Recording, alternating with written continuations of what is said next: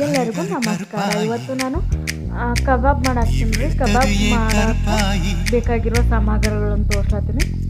ಇದು ಕಬಾಬ್ ಪೌಡ್ರಿ, ಅಂದರೆ ಕಾರ್ನ್ಫ್ಲವರು ಮತ್ತು ಇದ್ರೊಳಗೆಲ್ಲನೂ ಉಪ್ಪು ಖಾರ ಎಲ್ಲನೂ ಹಾಕಿರ್ತಾರೆ, ಈ ಮಸಾಲೆ ಹಾಕಿರ್ತಾರೆ. ಅದು ಕಬಾಬ್ ಪೌಡ್ರು ಐತಿ. ನಾನು ಕಬಾಬ್ ಪೌಡ್ರು ಅಂತ 20-25 ರೂಪಾಯಿ ಸಿಗ್ತಾವ್ರಿ ಮಾರ್ಕೆಟ್. ಒಂದು ಪಾಕಿಟ 10 ರೂಪಾಯಿ ಪಾಕಿಟ ಮೊಸರು ಹಾಕೊಂಡಿದ್ದೀನಿ ನಾನು. ಮತ್ತು ಅರ್ಧರೆ ಹಾಕೋರಿಲ್ಲ ಅಂದ್ರೆ ಒಂದು ಹಾಕೋಬೋದು. 10 ರೂಪಾಯಿದ ಒಂದು ಪಾಕಿಟ್ ಮೊಸರು ಹಾಕೊಂಡಿದ್ದೀನಿ. ಮತ್ತು ರುಚಿಗೆ ಸೂಪ್ ಹಾಕೊಳಕತ್ತೀನಿ ರೀ.